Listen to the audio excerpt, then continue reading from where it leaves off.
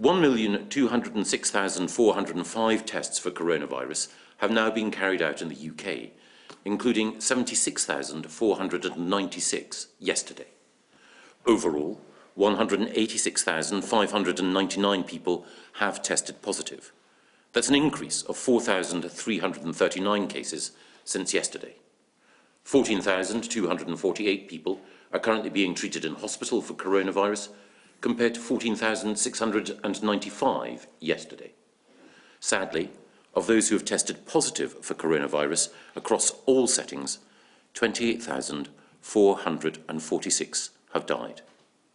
Behind the numbers, there's been an increase of 315 deaths since yesterday across all settings.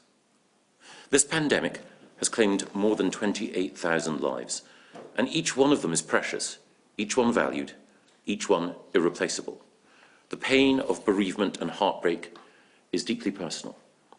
But as a society, we are showing care and compassion across boundaries, offering support and a chance to talk through grief together. And for those experiencing the first Ramadan without a loved one, this will be a particularly painful time. I send my sincere condolences to all families who are grieving.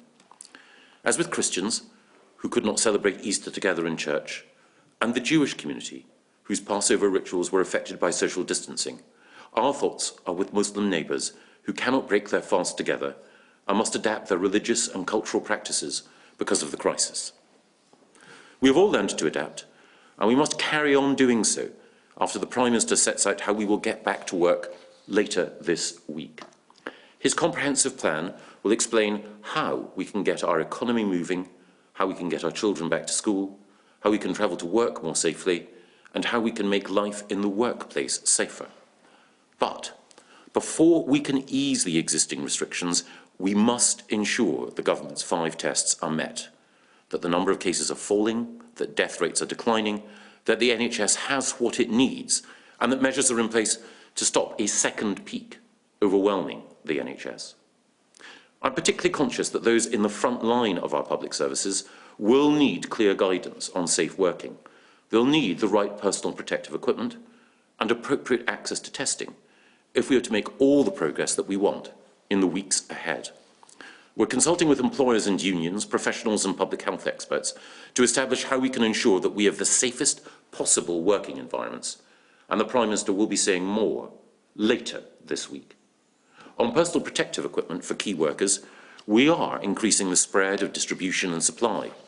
From February the 25th to May the 2nd, we had delivered over 1.08 billion items of PPE across the health and social care system within England, and tens of millions more have been distributed by our colleagues in the devolved administrations.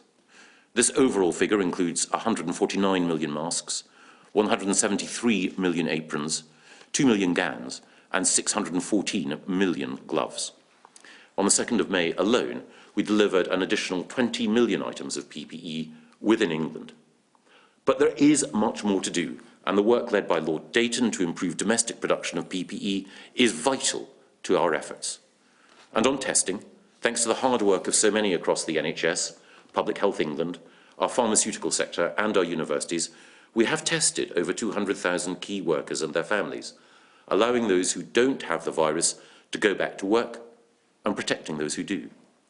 We have now, of course, extended the criteria for testing beyond key workers to anyone over 65 displaying symptoms and anyone who has to travel to get to work. And this week, we will be piloting new test, track and trace procedures on the Isle of Wight, with a view to having them in place more widely later this month. All of these steps will help us to get more people back to work and help to support the delivery of our public services. And I want to thank those who've done so much to maintain the provision of critical public services during this crisis. Our teachers have worked incredibly hard to provide educational support to millions, and the government has committed £100 million to boost remote learning for those who need it most. Our newly launched Oak National Academy is supplementing all the work going on by schools and teachers by providing 180 video lessons each week. And we're particularly keen to help vulnerable and disadvantaged children carry on with their education during the pandemic. Schools continue to receive additional funding in the form of the pupil premium for those pupils who most deserve it, worth around 2.4 billion annually. And we've ordered laptops to help disadvantaged young people who will be sitting key exams next year. We're also providing laptops and tablets for those children with social workers and care leavers to help them stay in touch with the services they need, keeping them safe and supporting home learning. And if disadvantaged secondary school pupils and care leavers who are preparing for exams do not have internet access, we will provide free routers to get them connected while schools are closed.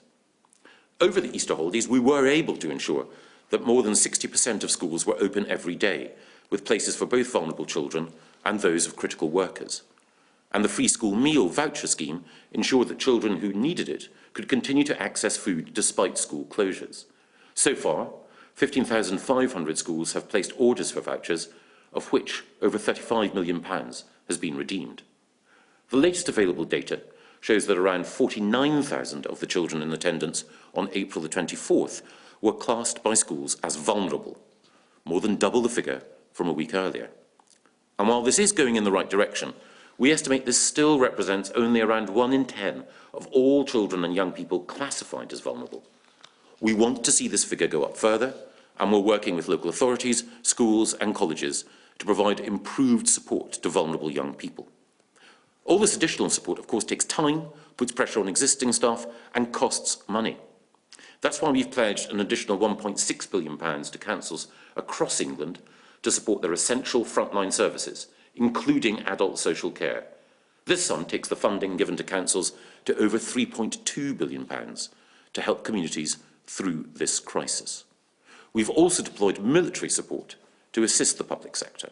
The COVID support force, mobilised by the MOD, is now 20,000 strong. Today, over 3,600 personnel are deployed in support of 86 separate projects in which military aid is being given to civil authorities. On a national level, they're helping the Ministry of Housing, Communities and Local Government, the Department of Health and Social Care, and also the NHS, with planning and logistics in England, Scotland and Wales. On the ground, they're helping to build and to staff the temporary Nightingale hospitals and to operate both regional testing centres for coronavirus, of which there are now 49 around the country, and also the mobile testing units that we are rolling out. To date, there are 77 of them. Across the country, 156 military planners are embedded at grassroots level with our existing local resilience forums, partnerships of emergency services, local authorities, the NHS, the Environment Agency and others. They're helping to coordinate and to protect our vital local services and supplies with the additional support of senior Whitehall officials.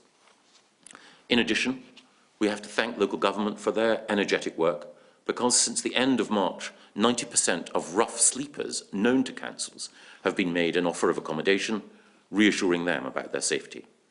And the government more widely is also working hard to support those who have not been identified as shielded, but are still vulnerable. In the coming days, we'll be delivering our 1 millionth parcel of essential food to those at highest risk across the country. Up to 200,000 telephone calls a day are being made to the shielded, and councils are helping to support them in other ways, including organising regular calls from volunteers to those who are isolated. In our communities, the support put in place by many local organisations has been inspirational as people step up to help friends and neighbours, and the government has helped to mobilise another important lifeline through the NHS Volunteers Responders programme.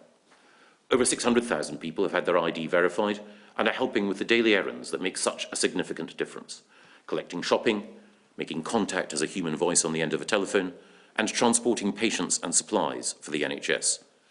And of course, we are all working with supermarkets to ensure that a greater number of online delivery slots are made available to those most in need. In every one of these areas, the government in Westminster has been working with ministers from the Scottish Government, the Welsh Government and the Northern Ireland Executive. This has helped us to monitor and react to the path of the virus across the nations, enabling us to intervene wherever people are in need. At each of these daily press conferences, we've paid tribute to the compassion and dedication of our key public sector workers.